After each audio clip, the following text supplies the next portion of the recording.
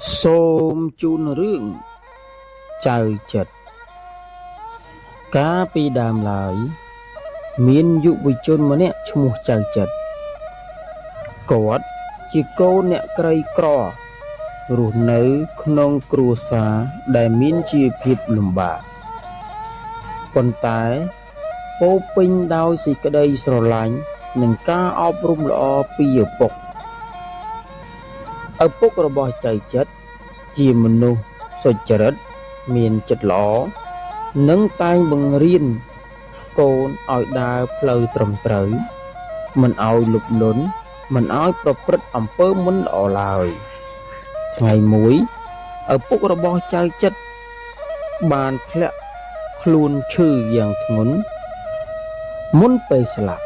គាត់បានហៅកូនមកជិតខ្លួនហើយផ្ដាំជាពាក្យចុងក្រោយថាឲ្យកូនត្រូវរស់ដោយសុចរិតភាពត្រូវខិតខំប្រឹងប្រែងរកស៊ីដោយកម្លាំងញើសឈាមខ្លួនឯងកុំទុកចិត្តលើសំណាងនិងកុំបោះបង់គុណធម៌ទោះជាការលំបាកយ៉ាងណាក៏ដោយពាក្យផ្ដាំទាំងនេះបានដកជាប់នៅក្នុងចិត្តរបស់ចៅចិត្តជានិច្ចក្រោយឪពុកស្លាប់ចៅចិត្តត្រូវរស់នៅម្នាក់ឯងនិងជួបការលំបាកយ៉ាងខ្លាំងគាត់គ្មានទ្រព្យសម្បត្តិគ្មានទីពឹងនិងត្រូវពឹងផ្អែកលើកម្លាំងខ្លួនឯងទាំងស្រុងទោះជាយ៉ាងណាក៏ដោយ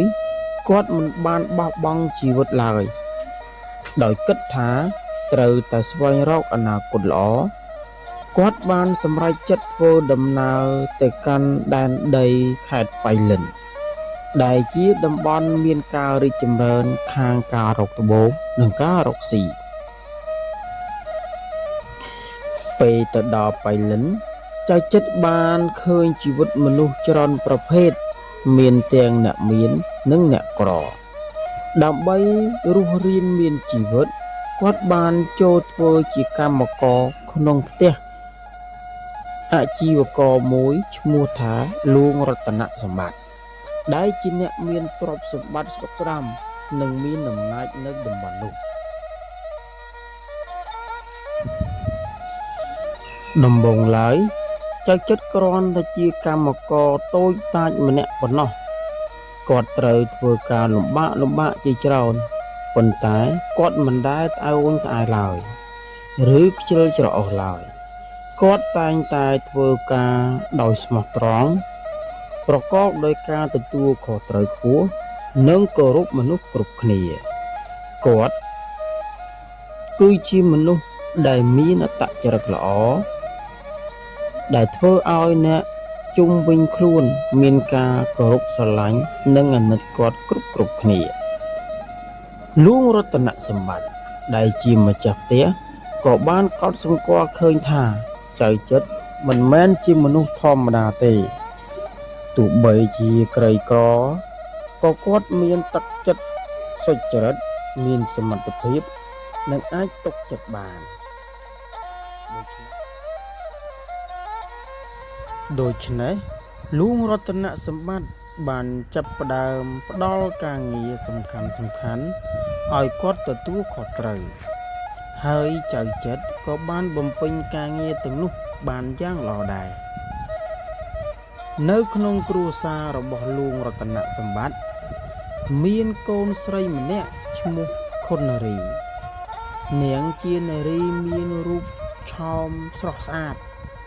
មានការអប់រំខ្ពស់និងមានអាកប្បកិរិយាថ្លៃថ្នូរនាងរស់នៅក្នុងជីវិតសុខស្រួលមិនធ្លាប់ជួបការលំបាកដូចអ្នកក្រដូច្នេះពេលដំបូងនាងមើលមិនឃើញចៅចិត្តនាងមិនសូវចាប់អារម្មណ៍ទេព្រោះគាត់ជាកម្មករម្នាក់ដែលមានឋានៈទាបជាងនាងប៉ុន្តែ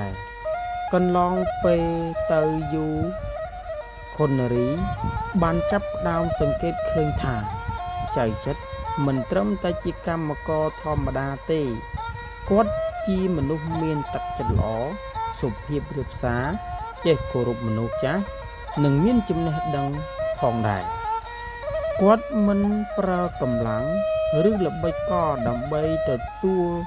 បានផលប្រយោជន៍ទេតែប្រើសេចក្តីស្មោះត្រង់និងការខិតខំថ្ងៃមួយតាមរយៈឱកាសផ្សេងចៅចិត្តបានបង្ហាញសមត្ថភាពរបស់ខ្លួនទាំងការនិយាយស្ដីការប្រព្រឹត្តនោះធ្វើឲ្យខុននារីមានការកោតសរសើរយ៉ាងខ្លាំងនិងចាប់ផ្ដើមមានអារម្មណ៍ល្អចំពោះគាត់ចំណាប់អារម្មណ៍ពេលនោះបានคล้ายទៅជាការស្គាល់គ្នាកាន់តែជិតស្និទ្ធហើយបន្តជាសេចក្តីស្រឡាញ់ទោះជាយ៉ាងណាសេចក្តីស្រឡាញ់របស់ពួកគេមិនងាយស្រួលឡើយមានឧបសគ្គធំមួយគឺ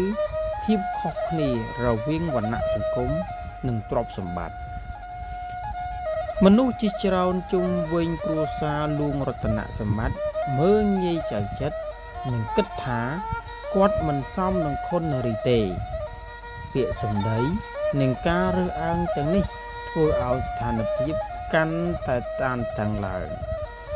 ទោះជាជួបឧបសគ្គយ៉ាងណាចៅចិត្តមិនបានបោះបង់ឡើយគាត់នៅតែបន្តខិតខំធ្វើការដោយស្មោះត្រង់និងរក្សាគុណធម៌របស់ខ្លួនដដែលគាត់ជឿថាតម្លៃពិតរបស់មនុស្សមិនសន្ធិដ្ឋនៅលើកំណើតទ្រព្យសម្បត្តិឬក៏ភាពមានបានទេប៉ុន្តែវាសន្ធិដ្ឋនៅលើអំពើល្អនិងសមត្ថភាពពិតលួងរតនសម្បត្តិដែលបានសង្កេតមើលចៅចិត្តយូរមកហើយក៏ចាប់ផ្ដើមយល់ថាគាត់ជាមនុស្សមានតម្លៃពិតគាត់មិនមែនជាមនុស្សក្រីក្រខាងចិត្តទេតែជាមនុស្សមានគុណធម៌និងអាចកសាងអនាគតបានដូច្នេះលួងរតនសម្បត្តិបានផ្លាស់ប្ដូរទស្សនៈនិងចាប់ផ្ដើមទទួលស្គាល់ចៅចិត្តជានៅចុងបញ្ចប់បន្ទាប់ពីឆ្លងកាត់ការលំបាកនិងការរើសអើងជាច្រើនសេចក្តីស្រឡាញ់រវាងចៅចិត្តនិងខុននារីបានទទួលការយល់ស្របចៅចិត្តបានទទួលការគោរពពីសង្គមនិងមានជីវិតល្អប្រសើរឡើងគាត់បានបង្ហាញការខិតខំប្រឹងប្រែងនិងសុចរិតភាពអាចនាំឲ្យមនុស្សឈ្នះឧបសគ្គទាំងអស់ជាចុងបញ្ចប់ពួកគាត់ក៏បានរៀបការជាមួយគ្នាហើយរស់នៅជាមួយគ្នាដោយសេចក្តីសុខសាន្តតរៀងទៅសូមអរគុណក្នុងការស្ដាប់នៃការនិទានរឿងរបស់ខ្ញុំកុំភ្លេចជួយចុច Subscribe និងចុចសញ្ញាកណ្ដឹងម្នាក់មួយដើម្បីទទួលបានការនិទានរឿងជាច្រើនទៀតសូមអរគុណសូមជម្រាបលា